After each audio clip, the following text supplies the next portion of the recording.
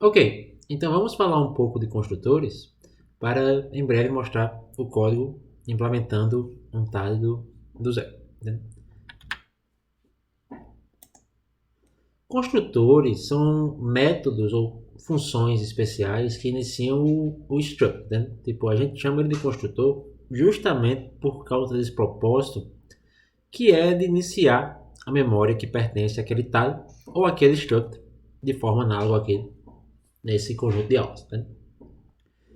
E o construtor está representado como um método que é um pouco diferente dos outros, né? Observem a semântica dele um pouquinho. Tipo, você tem um ponto, você tem os argumentos que você vai receber, e esse nome ponto é justamente o mesmo nome do struct ponto. Né?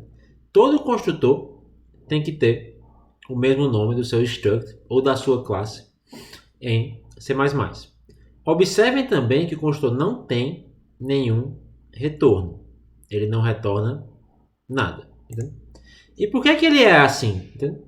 Se o propósito desse método é iniciar o ponto, e observe que esse método seta o valor de x e de y que pertence a esse ponto, a própria memória alocada já representa o seu retorno.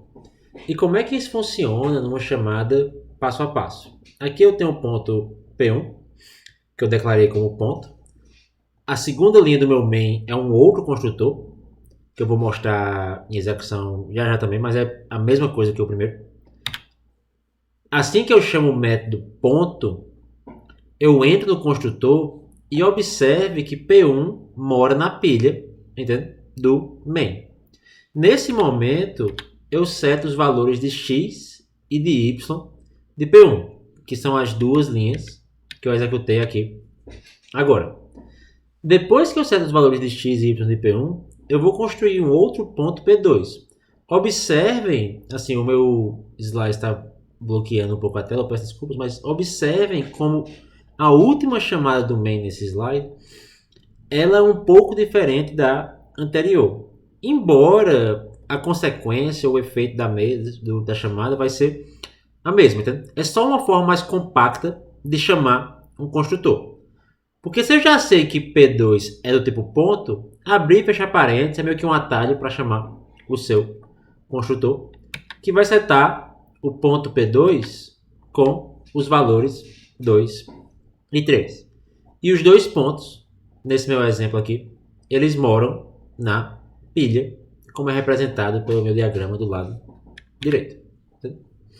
Então, pensando em um estado e pensando que a grande magia dos estados, assim, de certa forma, é esse contrato e essa manutenção de estado que altera, cujos contratos alteram, né?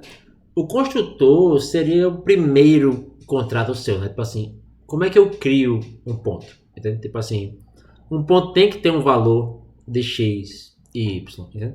E definir um construtor é muito importante porque ele impede você, por exemplo, de construir um ponto vazio. Você tem que usar aquele método para criar o seu struct. E só para mostrar um último exemplo, entende? Aqui eu tenho um código main que constrói os dois pontos na pilha, o mesmo de antes. E já tem um método imprime, que foi ocultado justamente, só para caber no slide, entende? Que imprimiu o ponto P1. O ponto P1 tem valor de x2 e y1. E aqui eu impresso x igual a 2, y igual a 1. E agora eu criei um método, que é o método de translação, onde eu vou fazer a translação de um ponto, passando outro ponto para fazer a translação. E esse exemplo é bem interessante, porque ele consegue mostrar para vocês como um TAD consegue receber um argumento do seu mesmo tipo, ou um parâmetro do seu mesmo tipo em um método, entende? E com esse parâmetro do mesmo tipo, alterar a sua memória e separa que eu tenho agora duas regiões de memória executando nessa função de TADs do mesmo tipo. Então, quando eu chamo a translação ou o translado aqui, entende?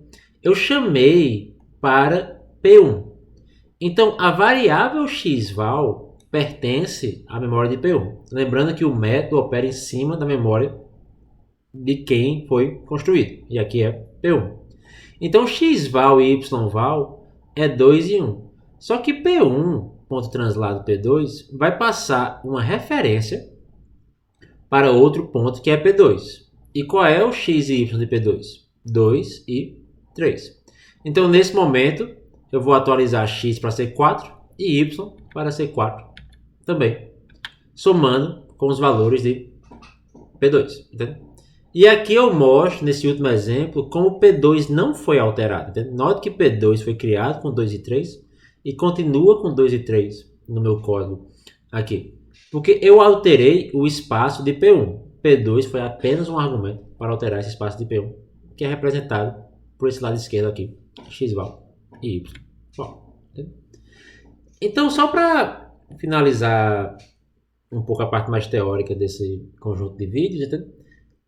Nesse momento a gente está começando a entrar no que é o assunto de PDS2 em si. E é bom vocês guardarem a noção de TAD, que é um contrato. E TADs, eles guardam o estado, que são representados como os dados, entendeu? E uma forma de criar um TAD é com struct, mas não é a única forma possível, como a gente vai ver durante o curso. E a gente vai querer chegar, daqui a algumas aulas, em TADs que sejam cada vez mais interessantes, que permitam você meio que montar um programa, entendeu? Onde o seu programa vai ser cliente dos seus TADs. E o seu programa vai conseguir usar esses contratos para montar uma funcionalidade mais complicada, sem se preocupar necessariamente como elas foram implementadas. Então, obrigado e até mais.